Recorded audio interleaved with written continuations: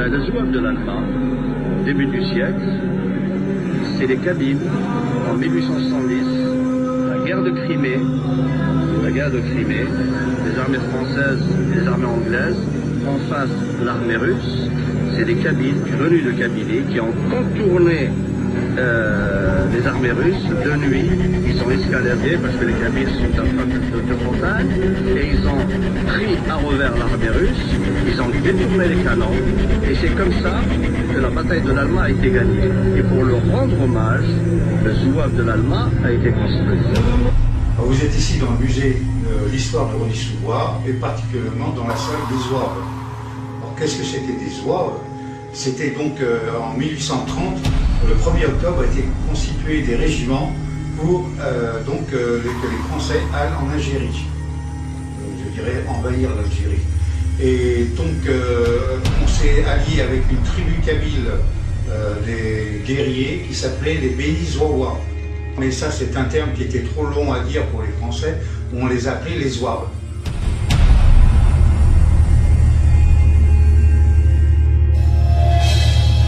Azuflaouen, bonsoir à toutes et à tous. C'est avec un immense plaisir et beaucoup d'émotion que je vous accueille ce soir en ce lieu symbolique et tant attendu. Dans les bataillons d'infanterie de Zouave. Zouave, qui est l'altération du nom de la tribu kabyle des Zayet Zouawa.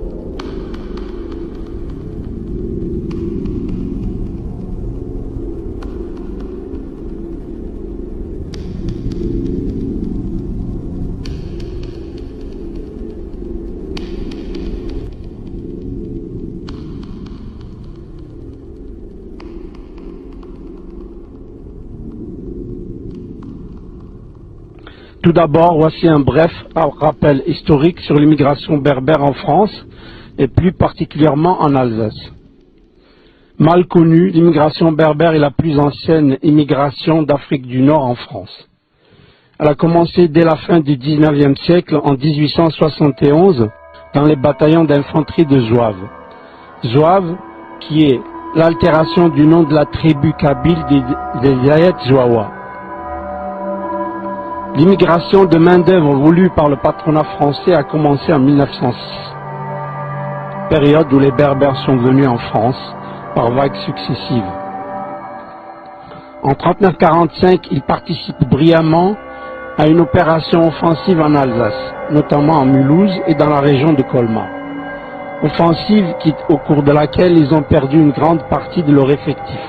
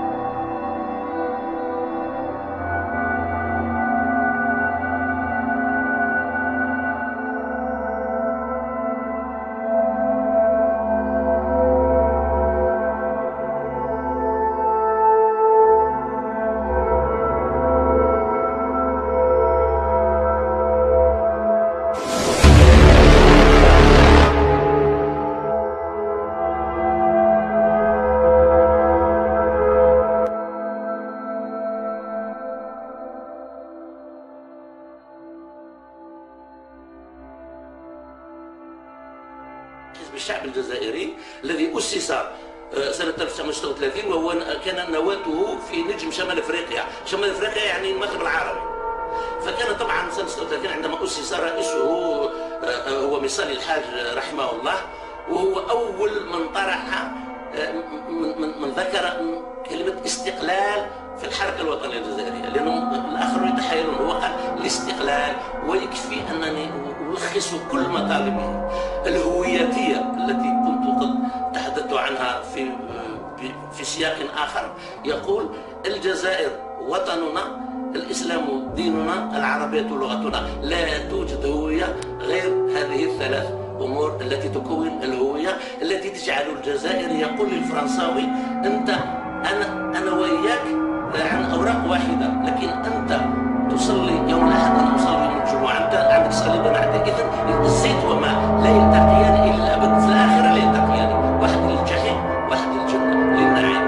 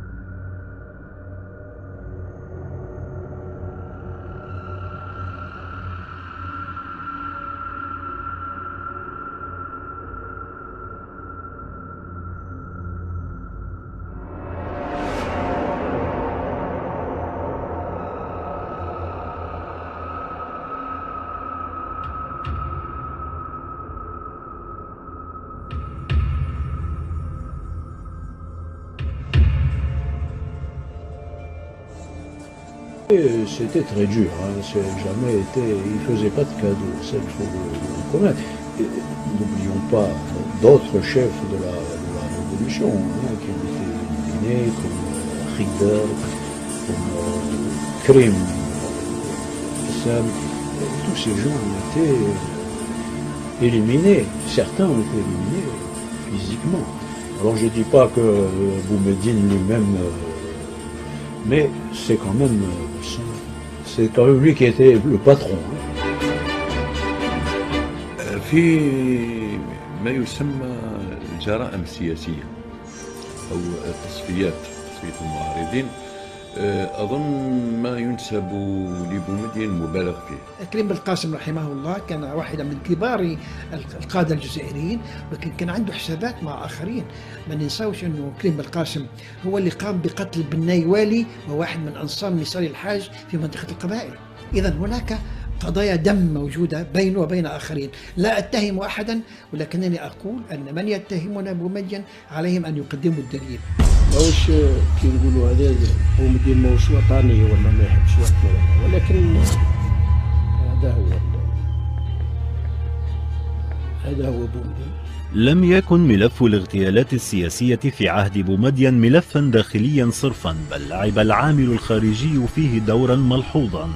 فمواقف بومدين خلال حرب 1967 أطلقت سفارات الإنذار في إسرائيل وفق ما نقله الكاتب الإسرائيلي مايكل لاسيكار استنادا إلى وثائق من الأرشيف الإسرائيلي. ففي برقية صادرة من سفارة إسرائيل ببون في ألمانيا وموجهة إلى الخارجية الإسرائيلية بتاريخ 20 نوفمبر سنة 1967 ومصنفة سري للغاية، جاء أنه في أعقاب عام 1967 وفي ضوء دعوة بومدين القوية لحل عسكري لقضية فلسطين، أخذت إسرائيل في متابعة ورصد جماعات المعارضة التي تحاول الإطاحة بحكم بومدين.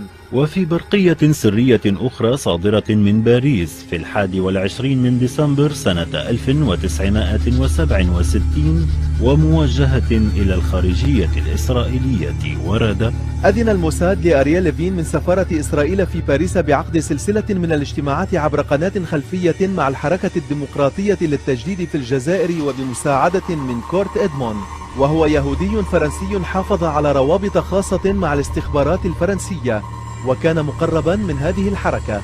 وبتاريخ 9 سبتمبر من سنة 1969 وردت برقية سرية صادرة من شخص يدعى ليفين بباريس إلى الخارجية الإسرائيلية، جاء فيها: في عام 1969 أراد كورت أن يقدم إلى الإسرائيليين شخصا يدعى مراد لم يقع الكشف عن اسمه الكامل. عمل خلال الثورة تحت إمرة كريم بالقاسم في الحكومة المؤقتة، وهو الآن يعمل على زعزعة النظام الجزائري، وقد كان مراد يرغب في الحصول على أسلحة ومتفجرات من إسرائيل. لئن لم يرد في محاكمة كريم بالقاسم من طرف السلطات الجزائرية في وهران بتاريخ 24 من مارس سنة 1969 أي إشارة إلى علاقة إسرائيل بالمعارضة الجزائرية، فقد بدت هذه السلطات متأكدة من ضلوع CIA بناء على معلومات دقيقة. ففي برقية سرية من السفارة الأمريكية في الجزائر وموجهة إلى الخارجية الأمريكية بتاريخ 14 من أبريل 1969 جاء أن الحكومة الجزائرية لا يساورها أي شك في صحة هذه الاتصالات من قبل مجموعة معارضة مع وكالة المخابرات المركزية ومع غيرها من الأمريكان، خاصة وقد كانت مدعمة بتفاصيل الزمان والمكان.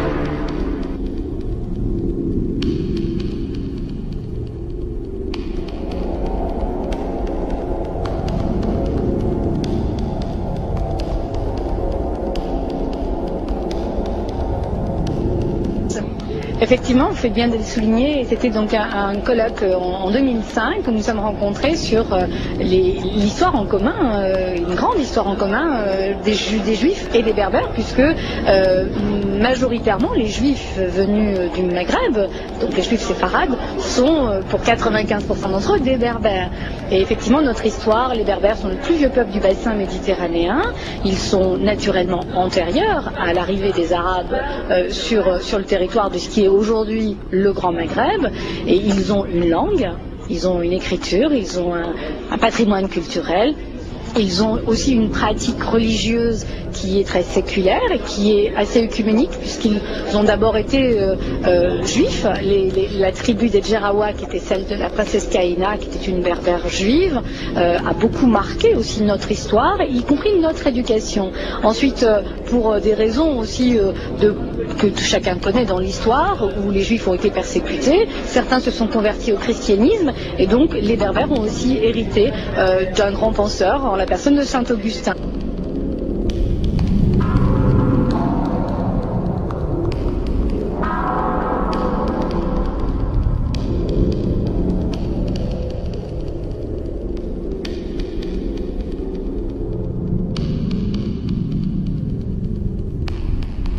Donc vous voyez que c'est un peuple extrêmement divers, complexe, et qu'on ne peut pas le réduire d'abord à ce qu'il n'est pas. Les Arabes sont un grand peuple et je les salue, mais les Berbères ne sont pas des Arabes. C'est comme ça, ce n'est pas moi qui le dis, ce sont les livres d'histoire. Et ce citoyen d'un pays, comme moi je le suis en France, eh bien, avoir une double culture, être berbère, être franco-berbère, ça a du sens. Ça a du sens pour la République française, ça a du sens aussi pour les valeurs qui sont celles que ma communauté et ma mère, mes parents m'ont inculqué, et puis ça a du sens aussi dans l'esprit que je veux développer avec mes concitoyens. Moi qui suis engagée politiquement, je me sens aussi extrêmement solidaire du combat des Juifs.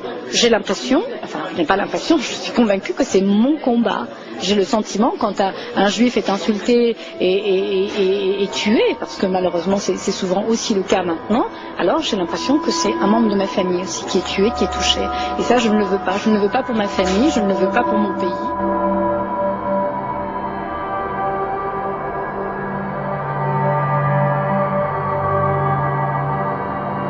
Je vais passer la parole à Areski Bakir, membre de l'association des Kabyles de France. Les Kabyles de France sont disponibles pour vous aider dans ce combat. D'ailleurs, c'est le combat qu'on mène en direction des Kabyles qui sont en France, pour justement les extraire au communautarisme arabo-musulman notamment. On leur tient un discours républicain, laïque, qui permettra, je l'espère, de faire d'eux des vrais citoyens français qui apporteront quelque chose à ce pays. Voilà. Ils sont souvent considérés comme des Arabes, des musulmans, sont invisibles dans le paysage politique. Malheureusement, c'est peut-être de notre faute. C'est vrai qu'il y a à peu près 1 million de Kabyles ou de Français d'origine kabyle en France. On n'en entend pas parler, mais il y a peut-être une raison. C'est parce que c'est des gens qui, sont totalement intégrés et ne posent aucun souci, tout simplement. Ce que je voulais dire, c'est que beaucoup de Kabyles, notamment les jeunes Kabyles, sont victimes de l'islamisation dans les banlieues. Eux, dont les parents ont souvent fui l'islamisation en Algérie, la retrouvent ici dans les banlieues, donc on le regrette. Et je pense que c'est lié à la démission des autorités françaises qui ont renoncé à appliquer les valeurs républicaines. Et on le regrette vraiment. C'est nous, associations quasi communautaires, qui sommes obligés de défendre les principes républicains en direction de ces populations-là pour tenter de faire en sorte qu'ils deviennent des citoyens. Ça, je le regrette aussi. Et donc, on est là pour défendre les mêmes valeurs que vous, notamment la laïcité. Nous demandons à la France d'appliquer les valeurs et les principes républicains, de les appliquer fermement et sans complexe. Nous, les Kabyles de France, on ne demande pas la création de mosquées.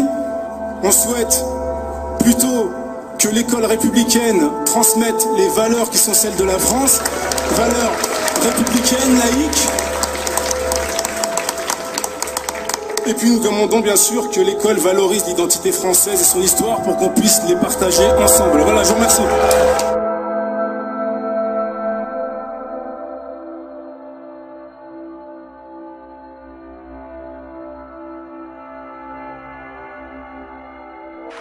Je disais donc à Boudiaf l'identité algérienne est composée et de l'islam, et de l'arabité, et de la mazérité, donc de la berbérité, etc. Il m'a dit ceci, le vrai militant, il avait 72 ans, le vrai militant, et il m'a pris en défaut. Il m'a dit, depuis quand tu connais une chaise qui fonctionne sur 3 pattes, et la francéité, elle ne fait pas partie de notre identité, c'est lui qui a eu le courage d'intégrer cette donnée-là.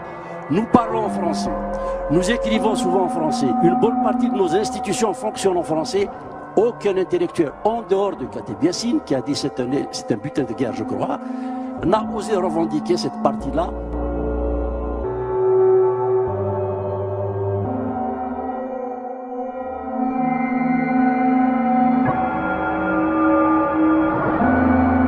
Si je devais délivrer un message de mort, avant de mourir, un testament, c'est la haine des religions. Voilà, je crois que ce qui a esquinté le monde, et ce qui m'a esquinté à moi, et ce qui vous esquinte à vous, et ce qui esquinte tout le monde, c'est les religions. Attention à ça, attention à ça. Faites bien attention à ça. Et alors, debout, il n'y a pas de bon Dieu, il n'y aura jamais un seul bon Dieu. Et s'il y en a un, c'est vous, mais alors debout.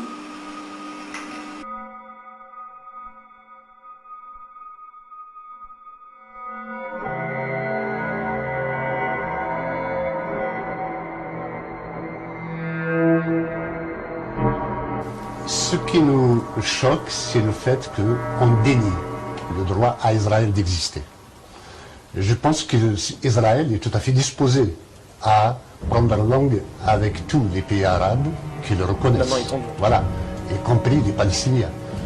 Maintenant, si, tant qu'il n'y a pas cette reconnaissance, il n'y a pas ces garanties au droit à l'existence d'Israël, je pense qu'il n'y aura pas de changement d'attitude de la part de celui qui est menacé de mort.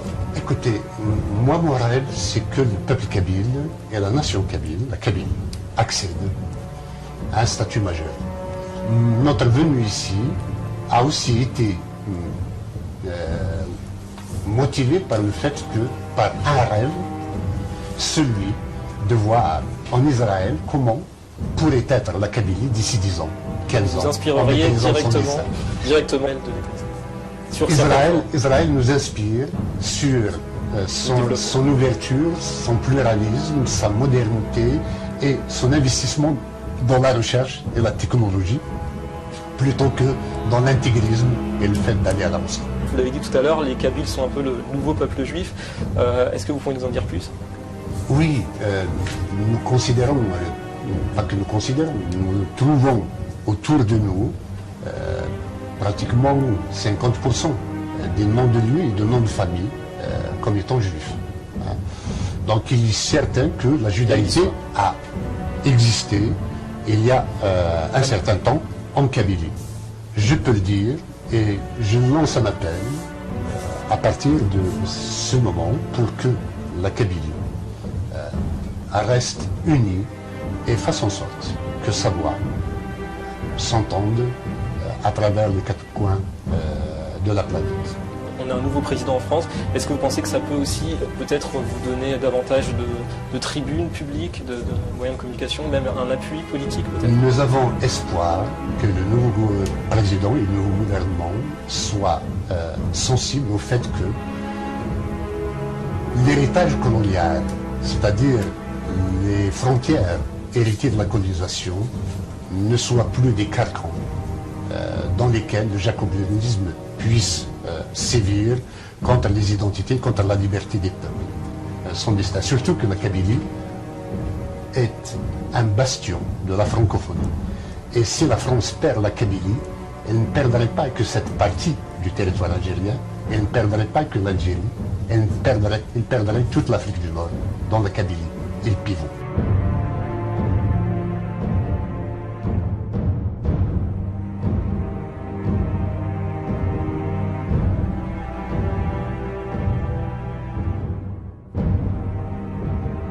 L'existence de cet État est totalement injustifiée. Maintenant, il faut analyser les choses plus en profondeur. Dans la Torah, c'est écrit qu'au moment de la destruction du second temple, Dieu, du fait de la haine gratuite qui régnait entre nous les Juifs, il il existait une haine gratuite entre nous et Dieu avait décidé de nous exterminer totalement. Au lieu de nous exterminer totalement, il a dit « Je vais détruire le second temple de Jérusalem et je vais vous exiler parmi les peuples, parmi les nations du monde. » À partir de là, jusqu'au temps du Mashiach, c'est-à-dire du Messie que nous attendons, que tous les Juifs attendent, il n'est plus question de dire nous avons un idéal que le peuple juif revienne en terre d'Israël. C'est totalement absurde, puisque la condition pour que Dieu annule son décret d'extermination était que vous acceptiez, avec amour d'ailleurs, le fait d'être exilé. Et Dieu nous a promis, si vous vous comportez comme je vous le demande, il ne vous arrivera rien parmi les goïms. Goïms, ça veut dire parmi les nations. Non seulement vous vivrez bien, mais vous vivrez encore mieux que les goïms. Vous vivrez encore mieux. À partir de là, c'est une hérésie le sionisme. D'ailleurs, Dieu nous a fait jurer 2 serments. Interdiction